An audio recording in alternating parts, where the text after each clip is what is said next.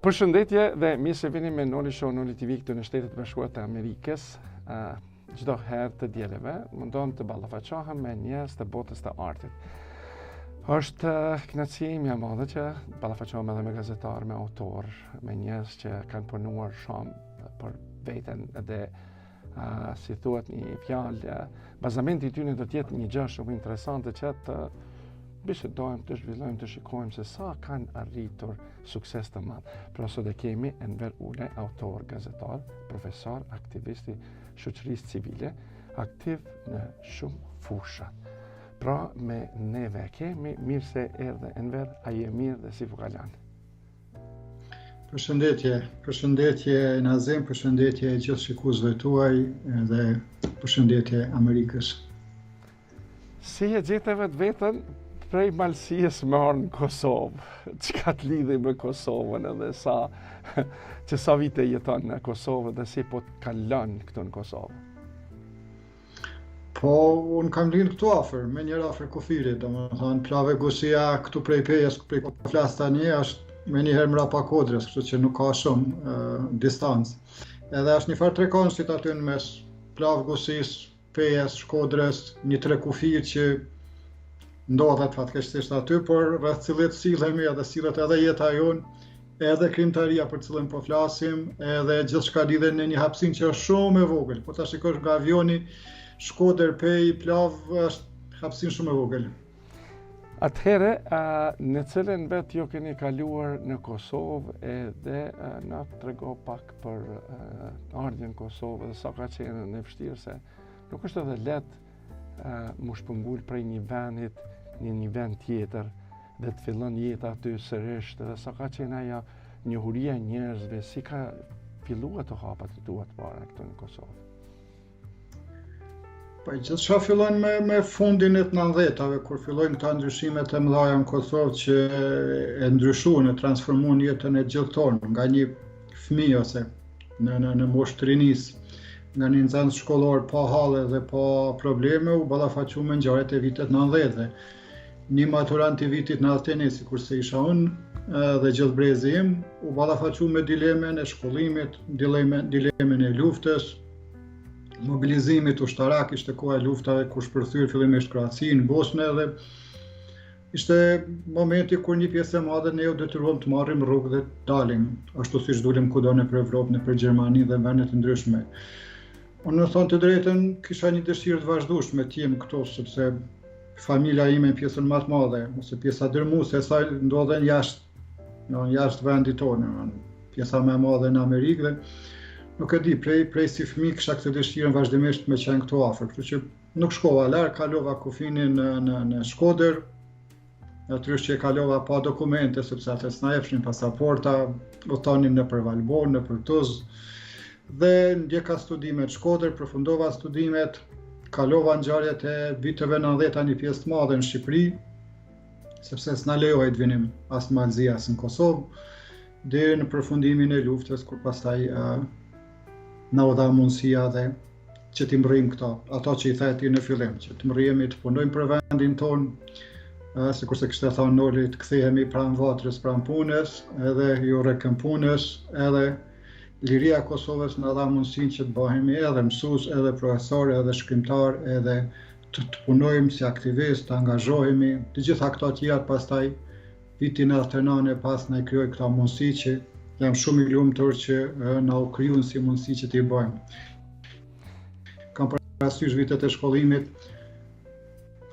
po përfundonim studimet, por nuk dishim se ku do të jemi dhe ku do të japim kontribut, apo s'do të japim fare atë kontribut në atë fushë, por do të marrim rrugë si ju dhe shumë tjerë që keni marrë rrugë të jashtme.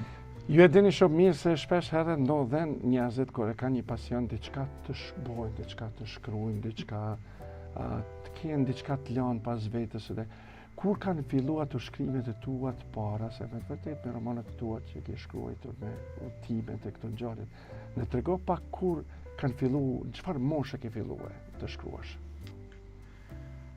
Për shkrimi shkon paralelisht me leximin. Ne qysh i vogël kam lexuar vazhdimisht, kam lexuar shumë.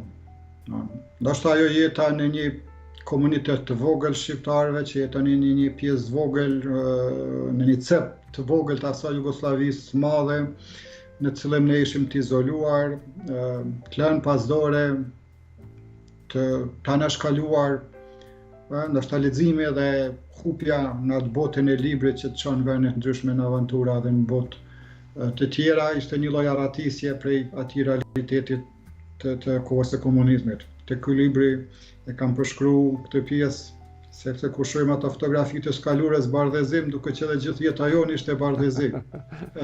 Edhe rrobat, edhe lodrat, edhe ambientet familjare kishin shumë pak ngjyra.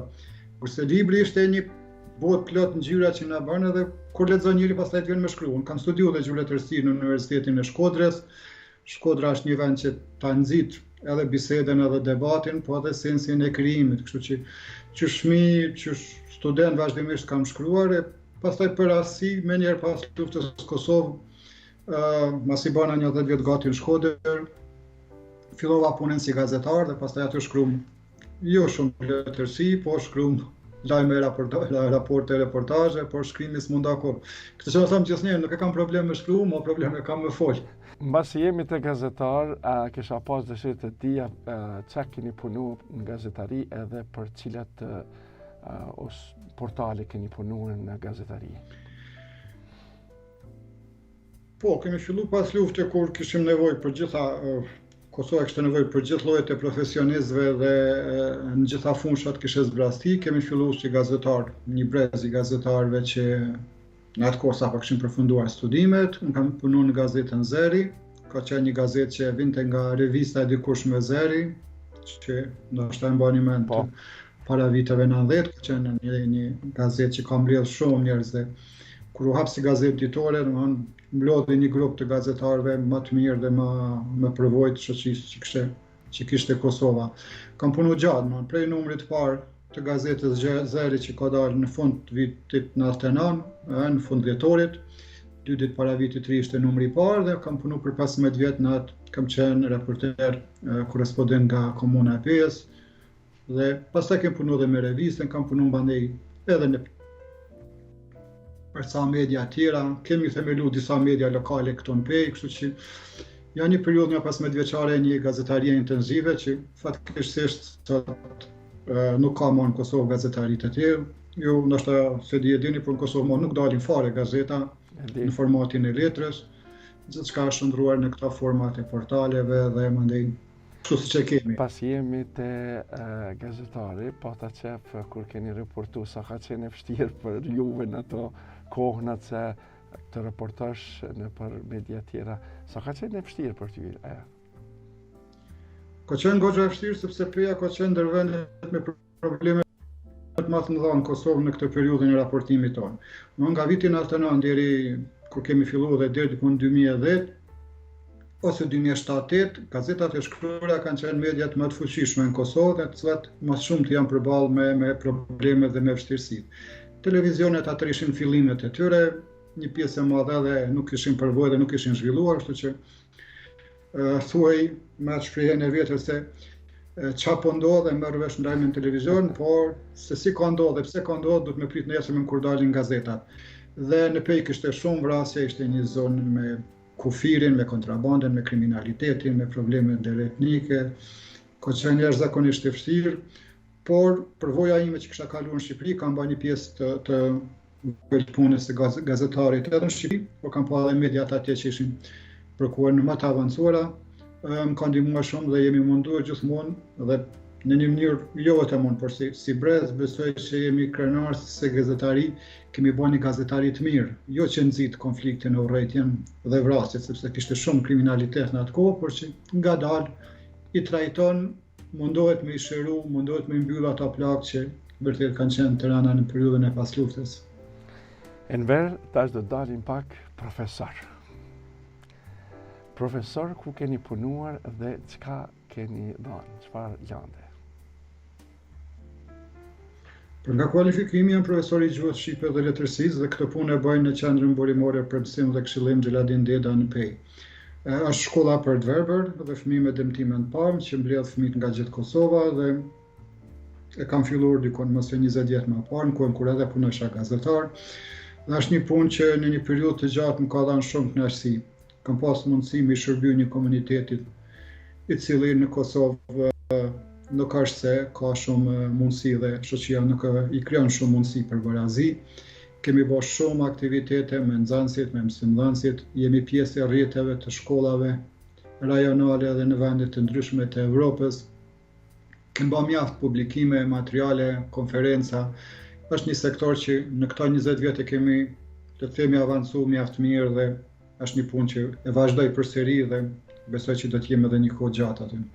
Sa keni të vështirë të punoni me studentat të verbërt dhe si është ai procesi që ju punoni me ta, se ata më duket janë me dirigjimin e gishtave, më duket i lexojnë shkronjat dhe sa e kuptojnë, besoj që ata me ndëgju dëgjojnë mirë, po me pa nuk shohin mirë, vetëm se me gishta janë kurështar në mësim ata shumë, apo si e kaloni, se nuk është edhe lehtë me punu me ta. Po, personat e verbër ose nxënësit e verbër në shkolla janë sikur gjithë fëmijët e tjerë, kanë atë botën e vetë dhe kanë gjithë të zhvillimit që kanë gjithë fëmijët e moshës tyre. Përveç se mungon shqisa e të parit. Dhe shqisa e të parit në pjesën e të pamit mas shumë gjithmonë kompenzohet përmes shqisave të tjera, që janë prekja, nuhatja, dëgjimi, në të cilat ata bazohen dhe në të cilat ne mundohemi ta transformojmë për mbajtjen programore që kemi.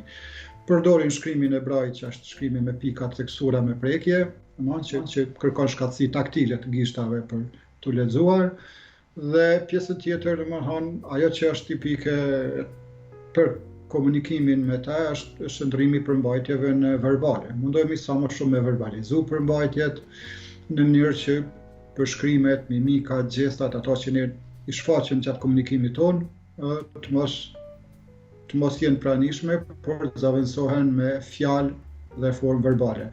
Beso me të vërtet jam duke u kënaq, do të ndëgju edhe po më duket se jeta juaj për shkrimeve po shkon sikur ajo një rotacion i rumullak tash të dalmi me një vend se çka ju ka shtyr të shkruani libra udhëtimesh. Dalin pak të libra tash se po i shohim, i kemi disa libra këtu që keni shkruar, edhe me të vërtet janë të libra shumë interesante, kështu që na tregoj çka ju ka shtyr. Po kjo që njerëzit thonë sikur që jeta jote është interesant ose këto histori që ndodhin, nganjëherë ndoshta përvoja me gazetarinë, ajo shprehia për të shkruar gjëra, për të marrë gjëra, ndoshta studimi i kohës gjatë, po gjithmonë kanë qenë histori që i kam pas brenda vetit, por arsyeja si ndoshta si kisha shkruar kurrë, me siguri nuk do t'i kisha shkruar kurrë, sepse kemi treguar në për biseda, në për miq, në për tavolina, por pa ndonjë pretendim. Ajo që mbani me shkru një libër me udhëpërshkrime ishte koha e pandemisë, kur të gjitha u mbyllen dhe ne hym në atë karantinimin që për kohë gjatë me muj na hongri shpirtin në atë izolimin, edhe ajo që thash në fëmijëni, kur don me ikë prej një realitetit, prej një realitetit që ishte i hidhur, që ishte një realitet anksioz, që me lajme nga më të frikshme që e tronditën globin, atë që kisha bën fëmijëni, që mund të arratisemi nga kjo është përmes librave. Mirëpo tash mendova që është momenti që unë të shkruaj dhe të nxjerr disa ngujtime.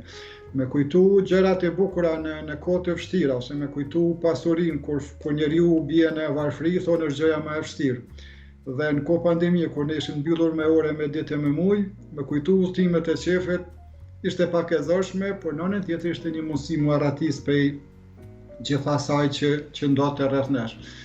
Dhe nga që isha mësuar gjithmonë me bë shumë punë, në vazhdimisht kam marrë 3 punë të ndryshme kështu, edhe me shkollën, edhe me gazetarinë, edhe me OJQ-n, të pronte tepër kohë. Edhe fillova me shkruaj pa në një pretendim, thjesht me kujtu gjërat e bukura.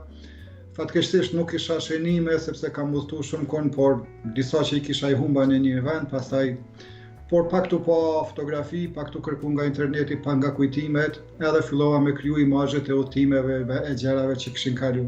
Ishte një mënyrë fantastike nazim me ikë prej realitetit për gjërave, por e poshtë që ato histori dhe ato ngjarje kishin qëndruar gjatë në shpirtin tim dhe kishin pas nevojë më dalë. të fillu me këtë kujtimin e fëmirisë që jemi rritë në kufi me këto problemet e sigurisë të mbrojtjes në një lugin që vetëm në një anë të lidhë me botën dhe janë të lidhë me fëqinjt malazes prej kanina kanë gjithmonë të këqijat e jo të mirat. 3 anë të tjerat ishte kufi mbyllur se ishte Shqipëria, është një kuror rreth plavë dhe Gucis që ka të shkosh të bjerë Shqipëri. Po ajo zona atë kohë kishte mjaft turist. Vinin turist gjerman, me siguri çek, polak, flas për vitet e 70-ta, 80-ta. Edhe pastaj ndodhen luftrat, fillimisht njerëz të ikur, njerëz nga Shqipëria në atë ndërrim të regjimit, njerëz hallexhi që vinin. Pastaj filluan refugjatët e Bosnës, në zona jonë ka mjaft popullat bosnjake, kështu që mjaft prej tyre zbritën te ne, pas humbjeve filluan edhe serb, e pastaj u bëm edhe ne refugjat.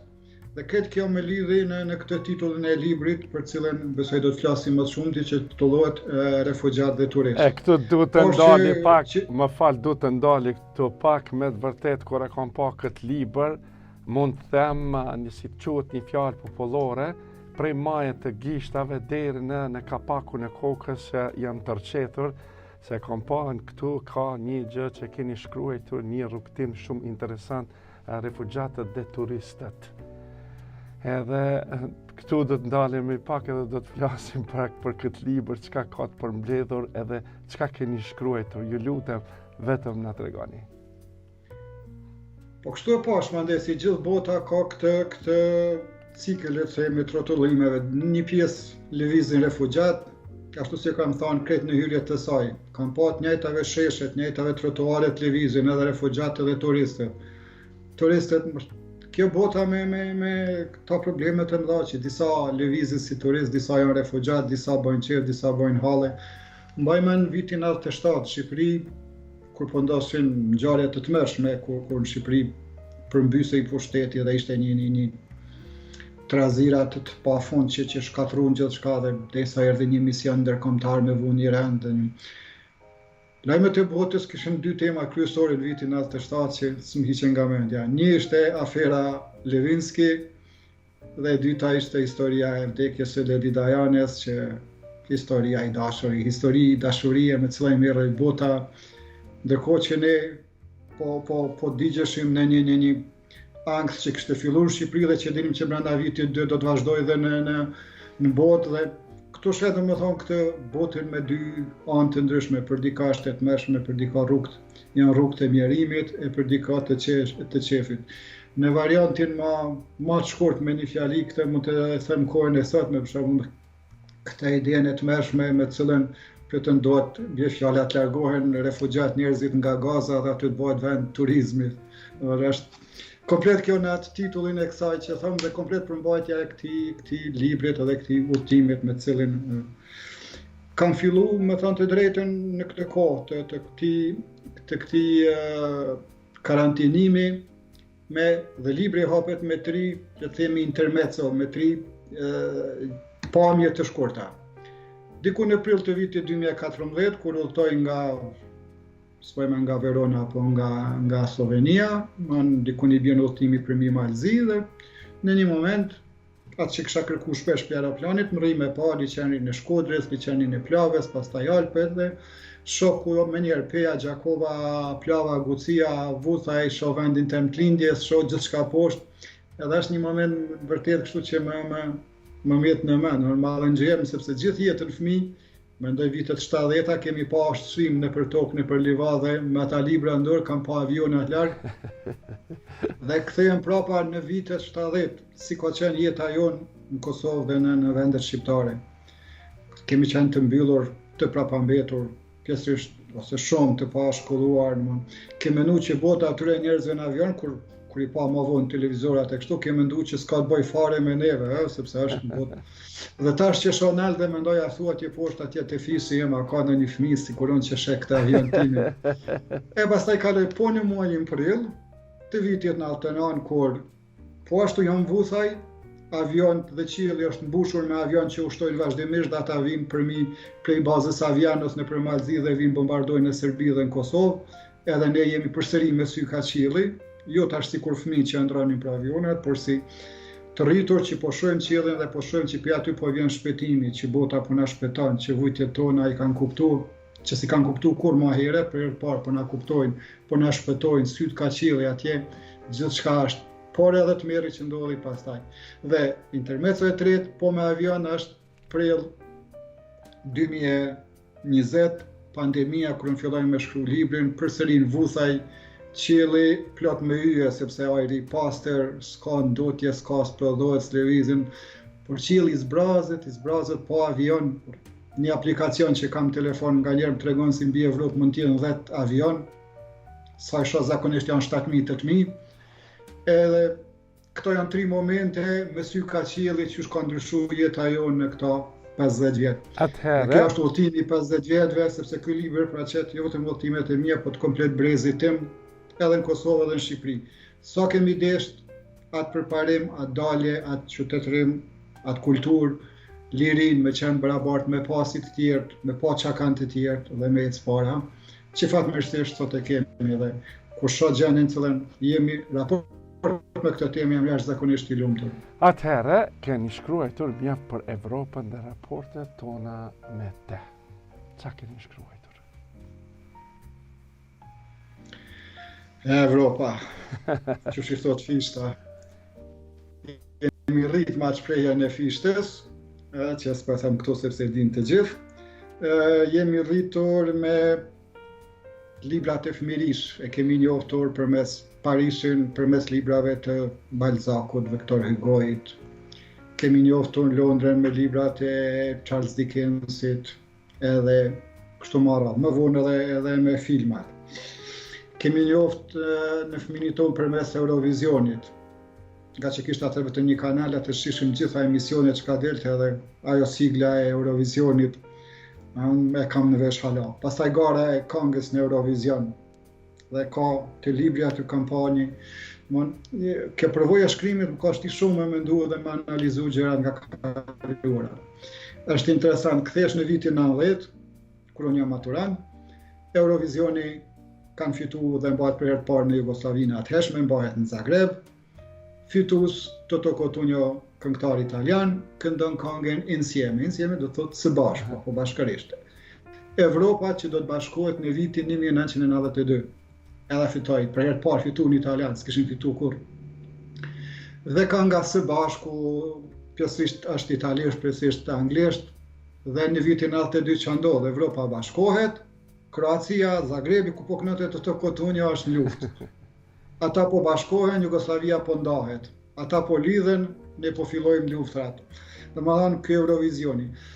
Mandej ajo dëshira e madhe e pafund e shqiptarëve që të jenë pjesë e Evropës, që ta dëshmojnë, ajo lloj, le të themi, gjakimit për të qenë pjesë e saj, e një Evropë që ne s'po na donte, që ne s'po na afronte.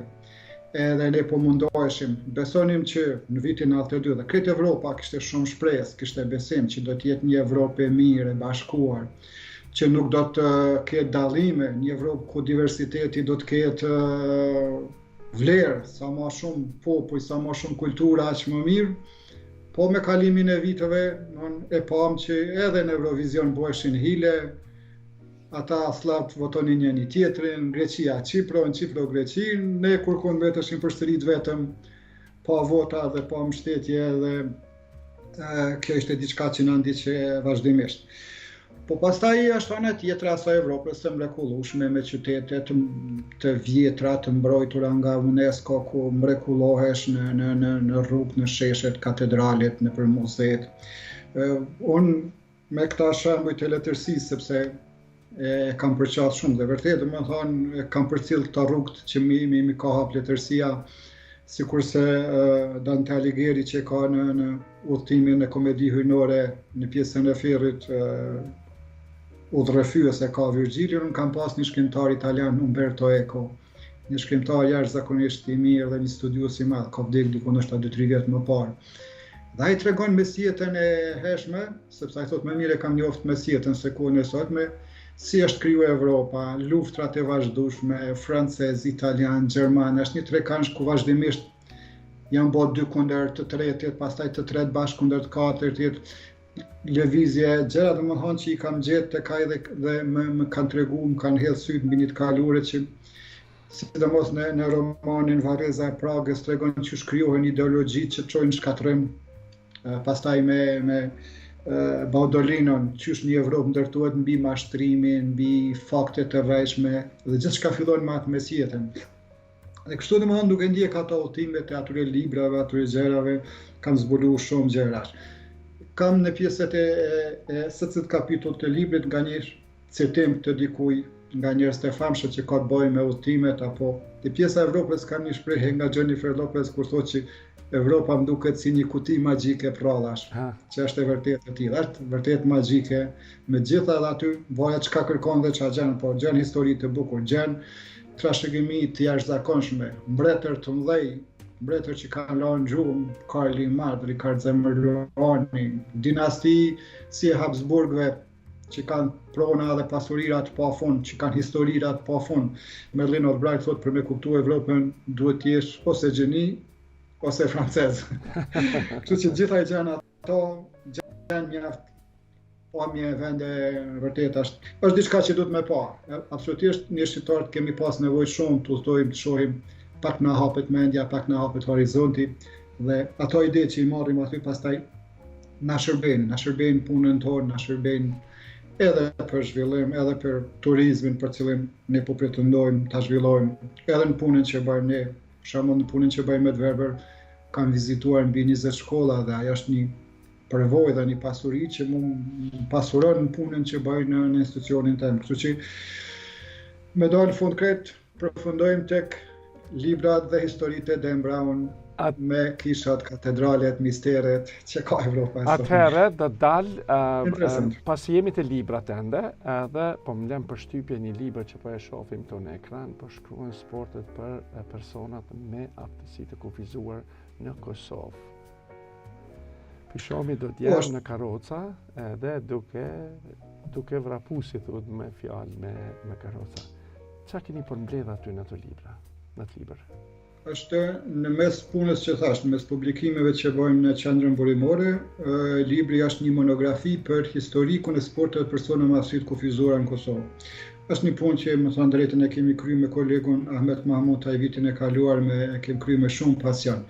Kemi bën një historik të zhvillimit të sporteve tek personat me aftësi të kufizuara që fillon diku prej viteve 40-50 shekullit të kaluar, domethënë duke kërkuar me arkivat e ri lindjes e të shoqatave për me gjetë aktivitetet e para.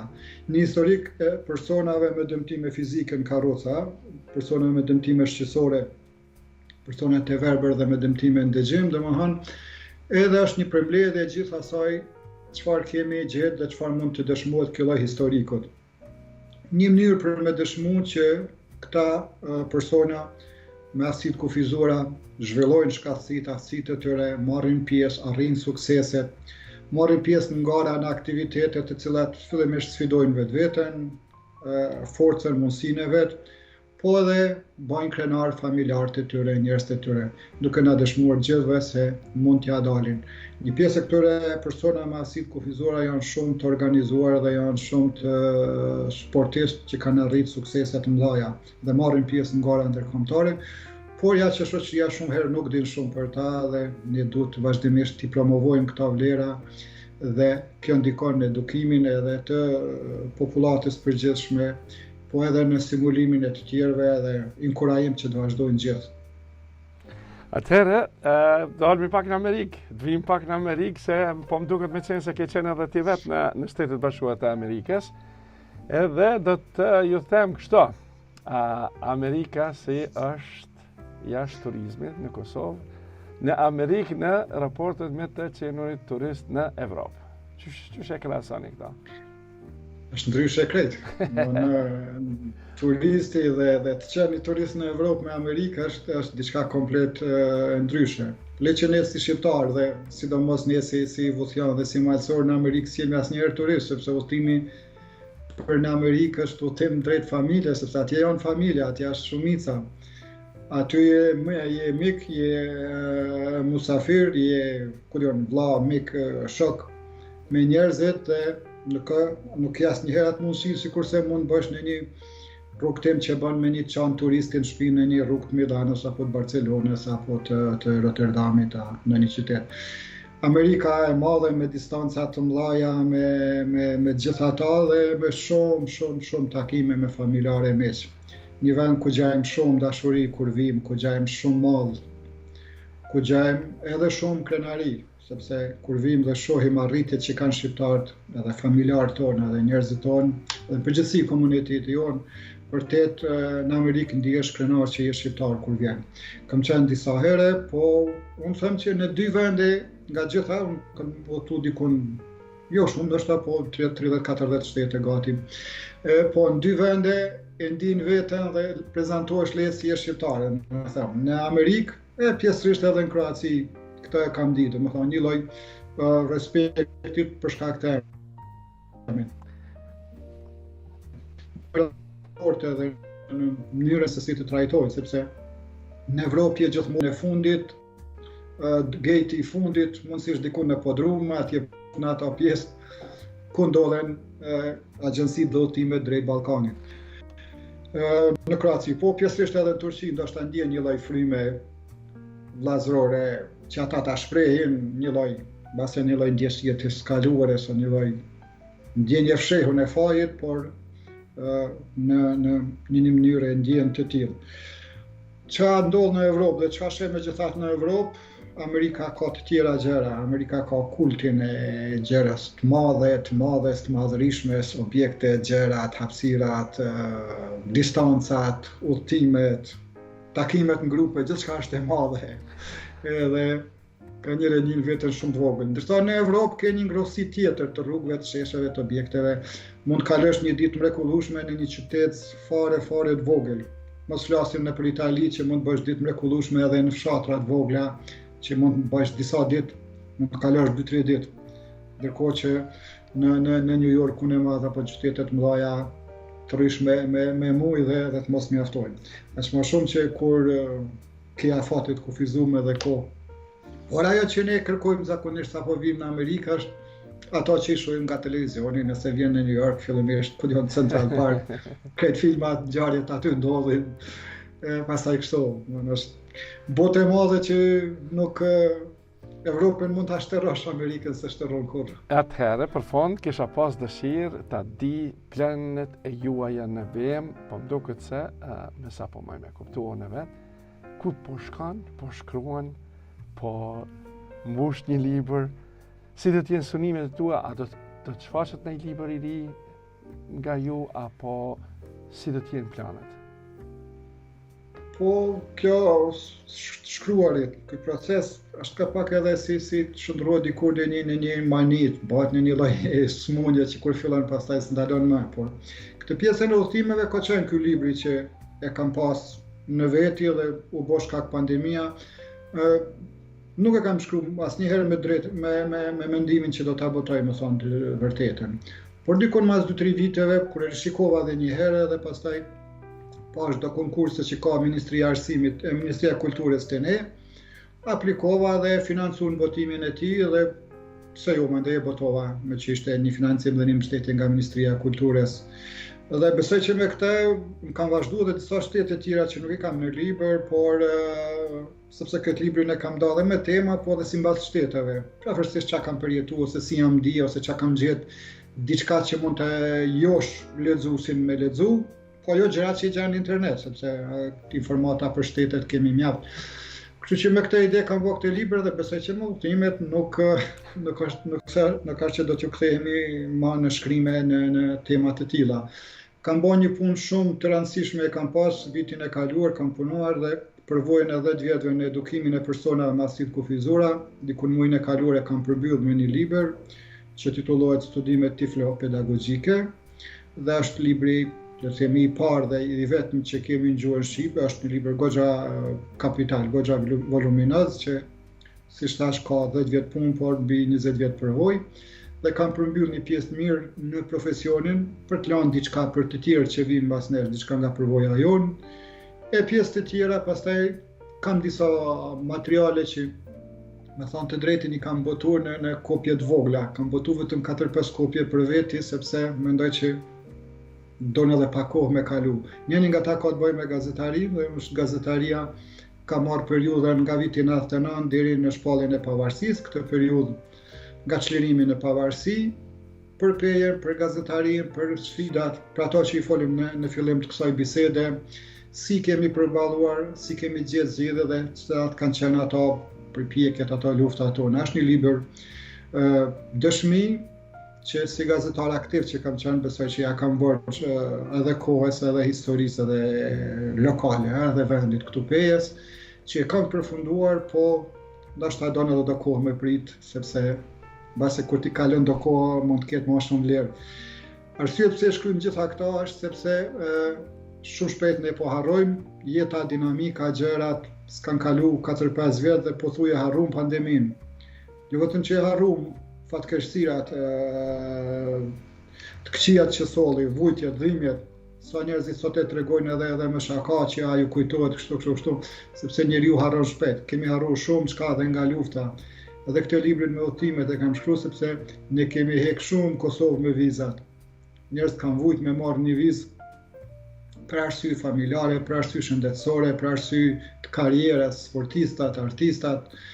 Njerëz të smurë, nuk kanë rrit me marrë një vizë, dhe kjo është një absurd, dhe ka qenë një gjë jashtëzakonisht e keqe që na ka bërë Evropa në këtë periudhë. Prandaj ky libër ka dalë pikërisht në atë kohë kur u heqën vizat, po le të merret edhe në dëshmi sa e vështirë ka qenë ajo rrugë jonë dhe sa kemi pas pengesa dhe sa kemi punu për me u hap që thjesht t'i bashkohemi rajonit botës dhe t'jemi si ata. Çka kam tjetër në punë është disa përmbledhje me tregime, kryesisht me këtë temën e këtij trekanshit. Kësaj bote që ka ekzistuar në këtë trekufi, mes Malësisë së Veriut, mes Rrafshit Dukaxhinit dhe Malësisë tonë në Plavë Gusi. Rrëfime nga e kaluara dhe nga tashma e një bote ku njerëzit kanë qarkulluar pa kufi, por kanë do tregime me histori të tilla të bukura dhe mendoj që duhet të lëm diçka edhe nga kjo trashëgimi, sepse rajoni ne jemi rritur me idenë që jemi në një rajon të izoluar, në një vend të humbur ku nuk kemi andej, por hapjet e kufive, ardha e turistëve dhe zhvillimi po na tregon që këto Alpë shqiptare jo vetëm që kanë një vend, jo vetëm që nuk janë një vend i varfër dhe i vujtur, por që kanë një vend i mrekullueshëm dhe se kemi ditë që jetojmë në një nga vendet më të bukura të rajonit dhe të botës. Dhe këtë lloj njohje me vetveten dhe me vlerat tona dhe të kaluarës dhe tashmë kam qef me trajtuar në libra, edhe në poezi, edhe në tregime dhe këtë. Kjo është fusha prafërsisht. Atëherë, për fond, kisha pas dëshirë të na tregosh se ku mund t'i gjejnë të libra në një, e dyta, një mesazh për të gjithë bashkëdhetarët tonë dhe shqiptarët kudo që janë në glob. Mesazhe po filloj me të dytën. Cëllën dush? Mesazhe ndoshta nuk kemi shumë për të shpreh, po unë du me shpreh një kënaqësi të madhe në përputhje me këtë temë që po flasim, që jemi të lirë, që kemi mundësi të punojmë, të zhvillohemi, dhash Zoti të kemi, unë gjithnjë them vetëm 20-30 vjet të kemi paqe, populli jonë dhe populli shqiptar do të jetë s'pare jashtëzakonisht shumë. Dhe gjitha këto hapjet kufive, zhvillime, sepse imazhi jonë, përgjithësia e emri shqiptarit po ndryshon sot në botë dhe kjo është gjëja më e rëndësishme. Duhet jemi shumë të lumtur me këtë dhe duhet të lutemi që të zgjatë edhe kjo sepse këto ndryshime që ndodhin nganjëherë na fliksojnë, por të vazhdojmë në këtë rrugë, domethënë sepse po i prezantojmë botës shumë më mirë se sa na ka njoftë dhe se sa jemi prezantuar dhe vetëm të kaluarën. Ndërsa sa i përket librave, zakonisht librat e mi janë libra të pasionit, janë libra që i bëj për qef. Unë shkruaj mjaft gjëra, sepse kam shkruar gazetari dhe shkruaj vazhdimisht. Shkruaj edhe studime për cilat i kam pjesë punës dhe për cilat paguam, ndërsa librat i bëj për shefin, kështu që më thonë të drejtën asnjëherë si kam qitë në shitje, as nuk shes libra, por i dhuroj. Kam pas fat që librat edhe këtë për shkollën edhe për këto janë financuar nga Ministria e Kulturës, kështu që nuk kam pas as koston, në mënyrë që me qenë i lirë, me i dhuru, edhe atyre që i dëshirojnë dhe atyre që vërtet lexojnë, natyrisht numri atyre që lexojnë sot është shumë i vogël, dhe këta librat profesional që ka të bëjnë me edukimin, këta i shpërndajmë nëpërmjet shkollës, nëpër shkolla tjera në Banë Kosovës, sepse mësues të ri dhe mësues pa përvojë kanë nevojë për literaturë dhe kjo është detyra jonë që t'ja krijojmë. Kështu që kryesisht i shpërndajmë. Atëherë, pra, unë të falenderoj shumë, ishte kënaqësia ime e madhe që sot jemi së bashku me juve Enver, edhe me të vërtet kemi mundësi nështë të flasim edhe me ditë me muj, sepse është një punë, një gjë që nuk ka stacion, si thuhet një fjalë popullore, shkrimet, gazetarie, botimet, gjërat që i ka përjetuar njeriu, por besoj që do të jenë të kënaqur edhe shiqëuesit e tanë të Noli TV këtu në Shtetet Bashkuara të Amerikës në kanalin 39, ku mund të shikohet në TVA edhe besa në Nimi TV. Mirë mbeq dhe të falenderoj jashtë mase. Faleminderit juve, faleminderit gjithë bisedet që bën bukur dhe përshëndetje për gjithë shikuesit e juaj. Mirëmbëjtje. Faleminderit. Pra të ndëruar shikues, ishte kënaqësi e madhe që sot e patëm Enver Ule, autor, gazetar, profesor, aktivist në shoqërisë civile, aktiv në shumë fushat, pra mirëmbëjtje deri në emisionet e radhës me Noli Show, Noli TV.